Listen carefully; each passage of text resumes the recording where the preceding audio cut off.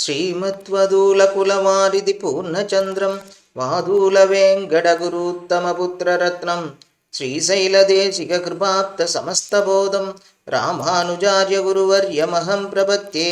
श्रीवेङ्कटार्यतनयं तत्पादकमलाश्रयं वादूलान्नवपूर्णेन्दुं रामानुजगुरुं भजे। அஞ்சு குடிக்கொரு சந்ததியாய் ஆழ்வார்கள் தம் செயலை விஞ்சி நிற்கும் தன்மையலாய் பிஞ்சாய் பழுத்தாளை ஆண்டாளை பக்தியுடன் நாளும் பழுத்தாய் மனமே மகிழ்ந்து கவிதார்க்கிக சிம்மாய கல்யாண குணசாலினே ஸ்ரீமதே வெங்கடேசாய வேதாந்த குருவே நமஹா. ஸ்ரீமதே ராமானுஜாய நமஹா. ஆண்டாள் திருவடிகளே சரணம். சுவாமி தேசிகன் திருவடிகளே சரணம். சுவாமி மணவாள மாமுனிகள் திருவடிகளே சரணம். மார்கழி மாதத்தில் 27வது பொன்னான ஒரு நாளில் உள்ளோம். இந்த திவ்யமான நாளில் ஆண்டாள் பிராட்டி கண்ணனெம்பெருமானிடம் சம்பாவனை பெறுவதற்காக அழகான கூடாரை வெல்லக்கூடிய, விஜயத்தையே வெற்றியே தரக்கூடிய, ஆனால் அதில் உட்பொருளாக பக்தர்களிடம் தன்னை சார்ந்தவர்களிடம் தோற்கக்கூடிய எளிமையான அந்த கோவிந்தனை பற்றி எடுத்துரைக்கின்றாள். சுவாமி தேசிகன் தன்னுடைய 27வது கோதாஸ்துதியில் எப்படி தாயுள்ளத்துடன் ஆண்டாள் நமக்கு அருள்பாலிக்கின்றாள், அவளுடைய தாயுள்ளம் எத்தகையது, எவ்வளவு பெரியது என்பதனை சுவாமி தேசிகன் அழகாக காட்டுகின்றார் இந்த ஸ்துதியில். சென்ற ஒரு சில ஸ்தோத்திரங்களில் சுவாமி தேசிகன் அழகாக நம்பெருமாள் பெரிய பிராட்டியனுடனும் ஆண்டாளுடனும் சேர்த்தி உற்சவம் கண்டருளி எப்படி கண்களுக்கு விருந்தளித்தாள், மயிலின் கழுத்து போல் இருந்தது அவர்களுடைய சேர்த்தி என்பதனையும், அதன்பின் அந்த சேர்த்தியானது எப்படி பல ராஜாக்களுக்கு எப்படி நீண்ட ராஜ்யத்தினை பெற்றுத்தந்தது, சாதாரண பிரஜைகளுக்கு அவளுடைய கடாட்சம் எப்படி மங்களத்தினை உண்டு பண்ணது, ஆண்டாள் பிராட்டி பெரிய பிராட்டியனுடனும் நம்பெருமாளுடனும் கரிய மேகம் போல் இருந்து வர்ஷித்தாள். வர்ஷித்ததனால் உருவான பெரிய ஆறாக இருந்து திருப்பாவை மற்றும் நாச்சியார் திருமொழியாக நம்முடைய பாபங்களை எல்லாம் போக்கி அருளக்கூடிய ஒரு நீராக இருந்தால், நீர்நிலையாக இருந்தால், ஆறாக இருந்தால், கோதாவரி அப்படிங்கிற நதியாக இருந்தால் அப்படிங்கிறதையும் அழகாக சுவாமி தேசிகன் சென்ற ஸ்தோத்திரங்களில் நமக்கு அழகாக வர்ணித்து காட்டி நம்ம கண்களையும் காதுகளையும் குளிரச் செய்தார். இந்த ஸ்தோத்திரத்துல அவர் எப்படி ஒரு தாயுள்ளம், ஆண்டாள் பிராட்டியினுடைய பரந்த தாயுள்ளம், அவள் ஜெகன் மாதா அல்லவா, அப்படிப்பட்ட அந்த ஜெகன் மாதாவின் தாயுள்ளம் எப்படி அவளை பற்றுபவர்களை ரட்சிக்கிறது அப்படிங்கிறத அழகா காட்டுகின்றார். இந்த ஸ்தோத்திரத்தில் சுவாமி தேசிகன் ஆண்டாளை தாயாகவும் இந்த சேத்தனர்களை ஒரு குழந்தையாகவும் உருவகப்படுத்துகின்றார். குழந்தை என்ன பண்றது, தாய் மேலேயே எல்லாவித காரியங்களையும் பண்ணுகின்றது, எல்லாம் எடுக்கக்கூடாதெல்லாம் எடுக்கிறது, உடைக்கிறது எல்லாம் பண்றது. அதனால தாய் என்ன அந்த குழந்தையை வெறுத்து விடுகிறாளா? இல்லையே, அதன் மீது அன்பை காட்டிக்கொண்டே இருக்கின்றாள். அது மட்டும் இல்லை, அது பால் அருந்தும் போது அவளையே காயப்படுத்தினாலும் அந்த தாய் என்ன செய்கின்றாள், அந்த குழந்தை மீது மேலும் மேலும் அன்பினை காட்டியே வளர்க்கின்றாள். அதைத்தான் இங்கு ஆண்டாள் பிராட்டியும், ஏனெனில் அவள் பூமி பிராட்டி அல்லவா, பொறுத்து கொண்டு இருக்கக்கூடியவள் அல்லவா, அந்த மாதிரி பொறுத்துண்டு அந்த குழந்தையை காப்பாற்றி கொண்டே இருக்கின்றாள். அதைத்தான் இந்த ஸ்தோத்திரத்தில் அழகாக அமைத்துள்ளார் சுவாமி தேசிகன். ஜாதா பராதமபிமாம் அனுகம்பிய கோதே கோப்த்ரி யதி த்வமசி யுக்தமிதம் பவத்யாஹ வாத்சல்ய நிர்பரதயா ஜனனி குமாரம் ஸ்தன்யேன வர்த்தயதி தஷ்ட பயோதராபி. கோதே நீ துவம் நீ ஜாதா பராதமபி, தெரிந்தோ தெரியாமலோ. இந்த சேத்தனர்கள் என்ன பண்றா? தெரிஞ்சும் குற்றம் பண்றா, தெரியாமையும் குற்றம் பண்றா. இந்த குழந்தைகள் தெரிந்தா குற்றம் செய்கின்றன, தெரியாம தானே குற்றம் பண்றது அப்படிங்கிறத இங்கு இந்த வார்த்தையில் அருளி செய்கின்றார் சுவாமி தேசிகன். மாம் என்னை அனுகம்பிய தயவு பண்ணி கோப்திரி அசியதி ரட்சிப்பவளாக ஆகியிருப்பதனால் இதம் இந்த விஷயம் பவத்யா உனக்கு அழகாக யுக்தம் பொருந்துகிறது, தகுந்தது. ஜனனி இந்த ஜெகன் மாதாவான தாயான நீ குமாரம் குழந்தையை தஷ்ட பயோதரா தராபி, பயோதர தராபி அப்படின்னா என்னன்னா அந்த திருமுலைத்தடங்களை கடித்த குழந்தை வந்து கடிச்சு விடுறதான் பால் சாப்பிடும்போது. அப்போ என்ன பண்றா தாய்? வாத்சல்ய நிர்பரதையா, குழந்தையினுடைய மிகுந்த ஆசை, அதன் மேலுள்ள அந்த வாத்சல்யம் அதிகமா இருக்கிறதுனால என்ன பண்றா? ஸ்தன்யேன அந்த பாலினால் வர்த்தயதி காப்பாற்றி கொண்டே இருக்கின்றாள். குற்றம் புரிந்து புரிந்து அவளையே துன்புறுத்துகிறது குழந்தை. இருந்தாலும் என்ன பண்றா? அவள் அந்த குழந்தை மீது வாத்சல்யம் அதிகமாக வைத்து கொண்டிருக்கின்றாள். அதனால என்ன பண்றா? அவ காப்பாத்தின்றே இருக்கா. இது எப்படி இருக்குன்னா, இப்படி ஆழ்வார் தெரிவித்தார், வாளால் அறுத்து சுடினும் மருத்துவன்பால் தீராத காது. அந்த மாதிரி எப்போ ஒரு மருத்துவன் வந்து நம்ம வந்து அந்த கத்தியை வச்சு அறுக்கிறான், இருந்தாலும் அவன் மீது நாம் நம்பிக்கையுடன் அதுக்காக என்ன பைசாவையும் கொடுத்து அவனை வந்து அறுக்கலாம் அப்படிங்கிறோம். ஆனா இந்த இடத்துல தாய் உள்ளத்தை காட்டும்போது அந்த தாயை குழந்தை கடித்து விடுகிறது. இருந்தாலும் அவள் அந்த குழந்தையின் மேலுள்ள அந்த வாத்சல்யத்தினால் மேலும் மேலும் பாலை கொடுத்துட்டே தான் இருக்கா. ஐயோ கடிச்சுட்டே அப்படின்னு அந்த குழந்தையை தண்டிப்பதோ இல்லது பால் கொடுக்காம விட்டுறதோ பண்றது இல்லை. அப்படிப்பட்ட வாத்சல்யமுடைய ஆண்டாளான தாயான ஜெகன் மாதாவான நீ, பூமி பிராட்டியான பொறுத்து கொண்டிருக்கக்கூடிய பிராட்டியான நீ இருப்பதால் தான் எங்களுக்கு அந்த நாங்கள் தெரிந்தும் தெரியாமலும் செய்யக்கூடிய குற்றங்களை நீ மன்னித்து கொண்டிருப்பதால் இந்த ஒப்பீடு வந்து தகும். நீ பூமி பிராட்டியாக இருந்து எங்களை பொறுத்து கொண்டே இருக்கின்றாய் அப்படிங்கிறத இங்கு அழகாக காட்டுகின்றார் சுவாமி தேசிகன். நானும் குற்றங்களை செய்து கொண்டே இருக்கின்றேன். ஒரு குற்றமா ரெண்டு குற்றமா? போன பாசுரத்துல கூட பார்த்தோம், அந்த ஈரமே காயறதுக்கு முன்னா அடுத்த குற்றம் பண்றதுக்கு ரெடி ஆயிடுறோம். அப்படி இருக்கும்போது குற்றம் செய்வதையே தொழிலாக கொண்டிருக்கின்றோம். இருந்தாலும் நீ என்ன பண்ற? எங்களை வந்து புறக்கணிக்கிறது இல்லை. புறக்கணிக்காம என்ன பண்ற? சுதந்திரனா இருந்து எம்பெருமான் தண்டனை கொடுக்கணும்னு நினைச்சா கூட அவன்கிட்ட என்ன பண்ற? கருணையையும் க்ஷமாவையும் காட்டி எங்கள் மீது தயையை உண்டு பண்ணுகின்றாய். அவர் வந்து எம்பெருமானே பெருத்த கருணையுடன் தான் இருக்கின்றார். அந்த கருணையே அவர் கருணையா பார்க்கணும்னா கூட அந்த பார்க்க விடாம அப்படிப்பட்ட அபராதங்களா செஞ்சுட்டு இருப்போம்.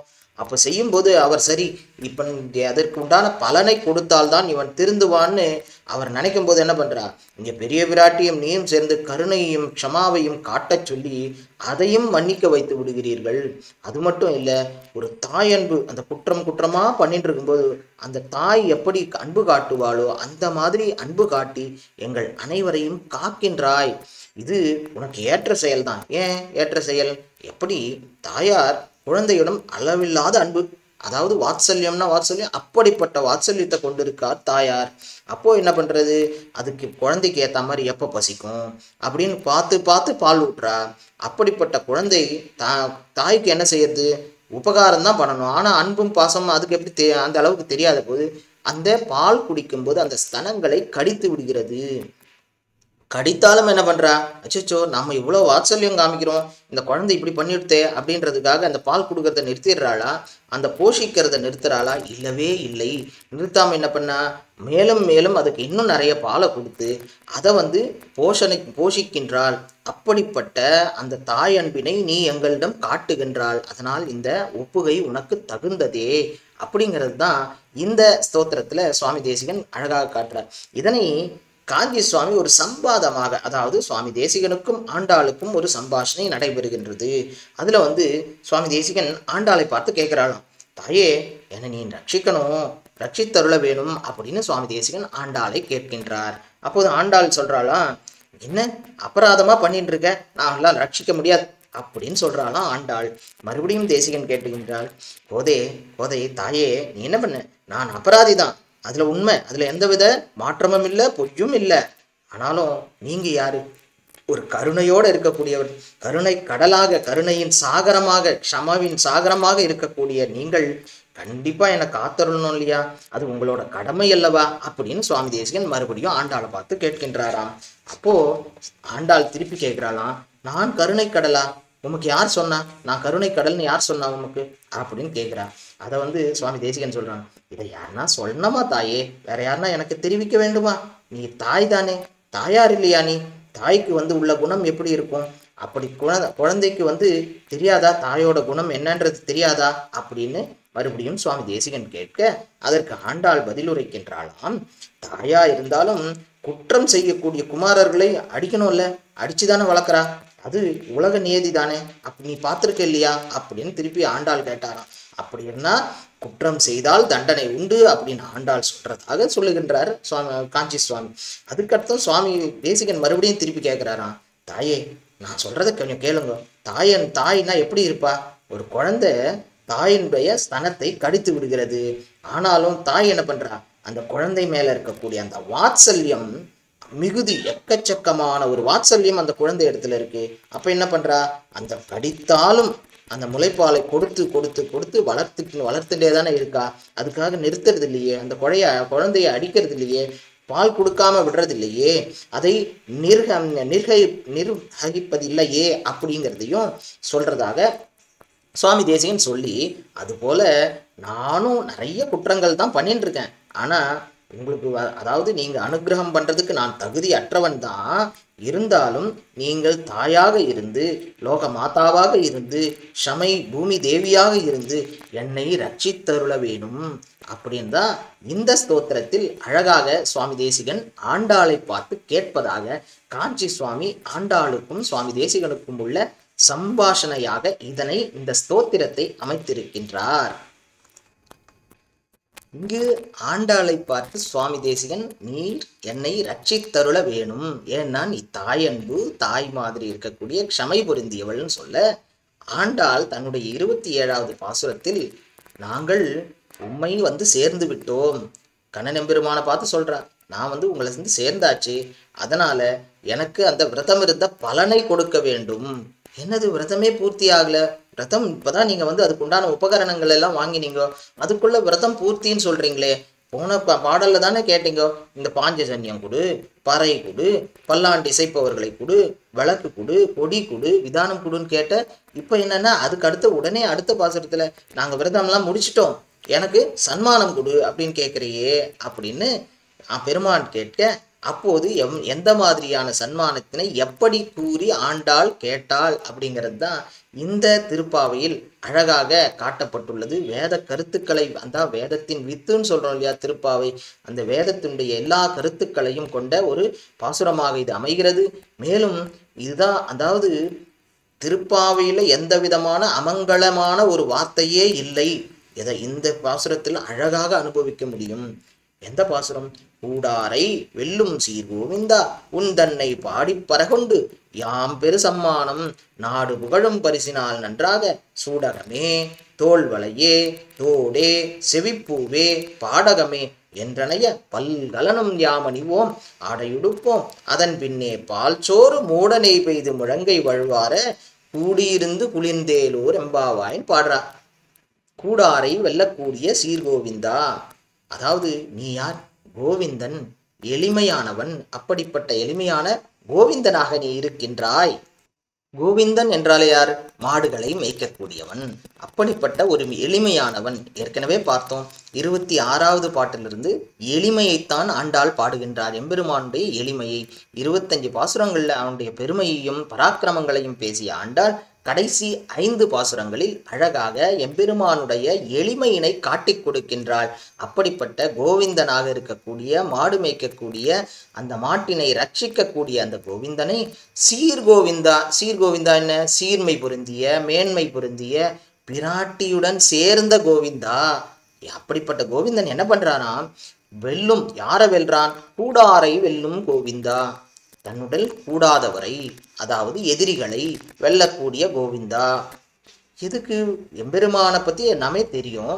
எம்பெருமான் எதிரிகளை அதாவது வதம் செய்யக்கூடியவர் அப்படிங்கிறது எல்லாருக்கும் தெரியும், ஸ்பஷ்டமா செய்யும் போது ஏன் இங்கு ஆண்டாள் அவ்வாறு கூறினாள்னா, இங்க எதிரிகளை வெல்லக்கூடிய கோவிந்தன் சொன்னதுக்கு என்ன காரணம்னா, அவன் அடியவர்களுக்கு தோற்கக்கூடியவன், அப்பதான் சொல்ல வந்தான். ஏன்னா அமங்கலமான தோற்றல், எம்பெருமான் தோற்றார் அப்படின்னு ஒரு அமங்கலமான வார்த்தை போடக்கூடாது இல்லையா?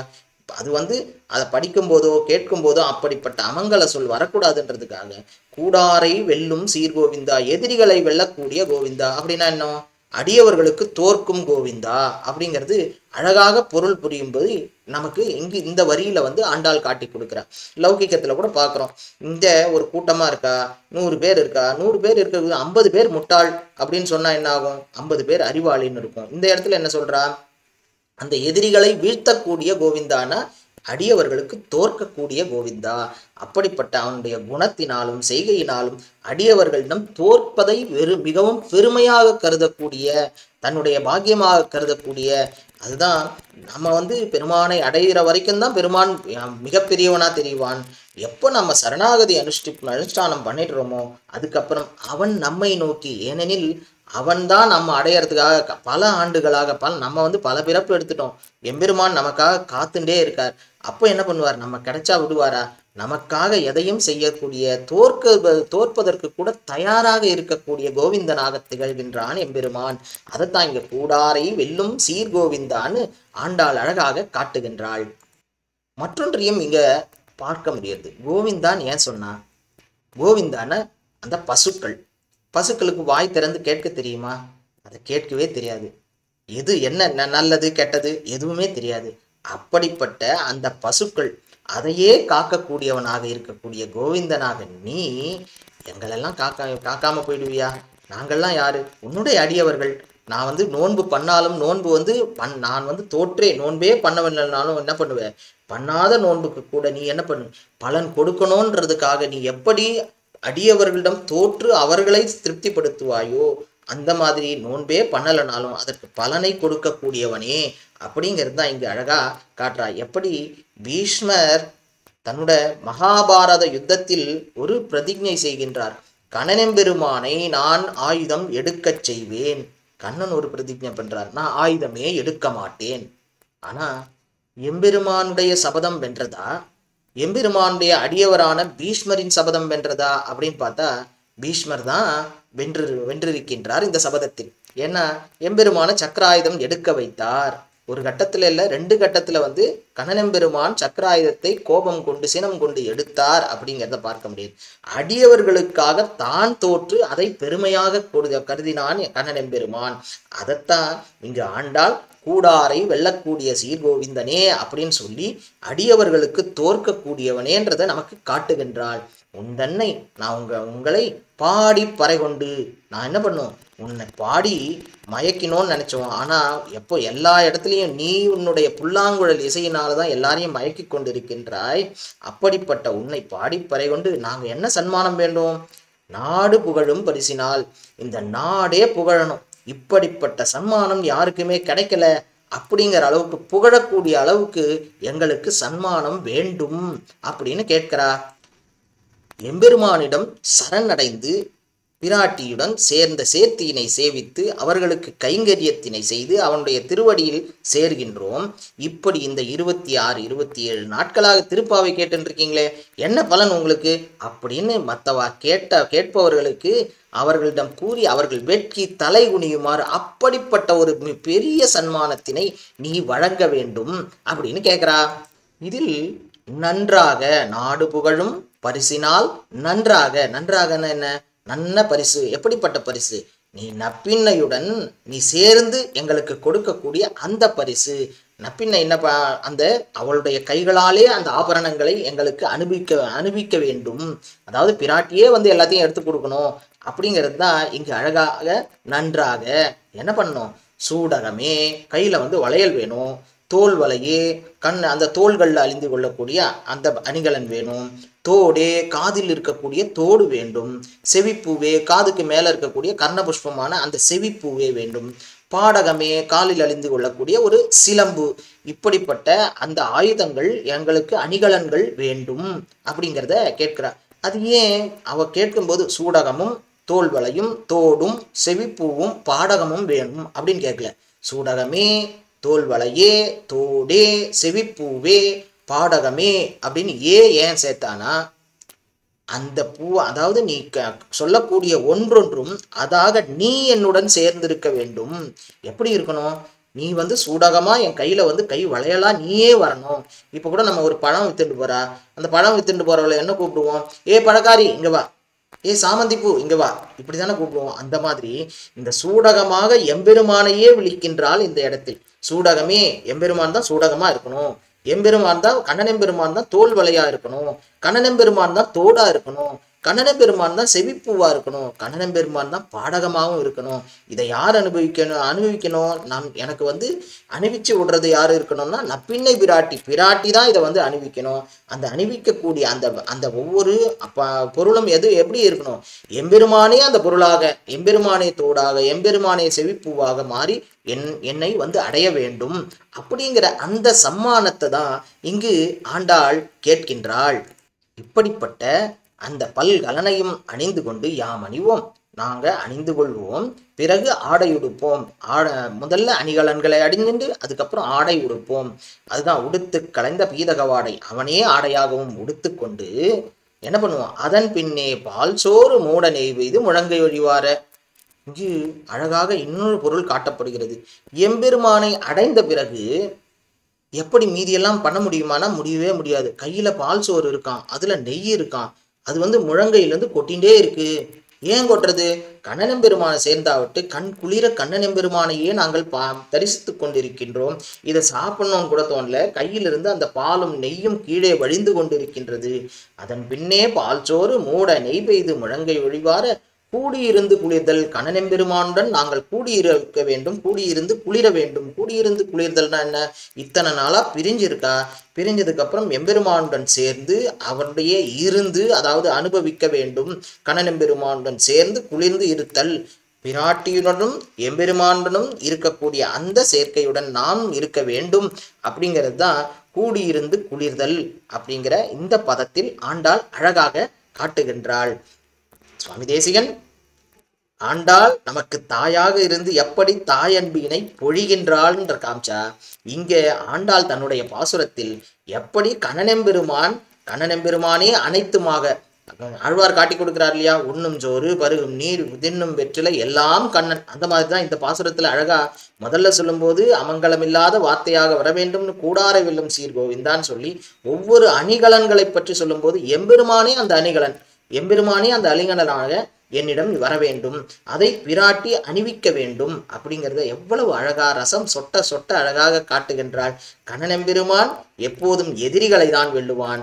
நாம் அடிபணித்து விட்டால், நாம் சரணாகதி அனுஷ்டித்து விட்டால் அவன் நமக்காக தோற்பதற்கு தயாராக இருக்கின்றான் அப்படிங்கிறத இங்கு ஆண்டாள் அழகாக இந்த 27வது பாசுரத்தில் காட்டிக் கொடுக்கின்றாள்.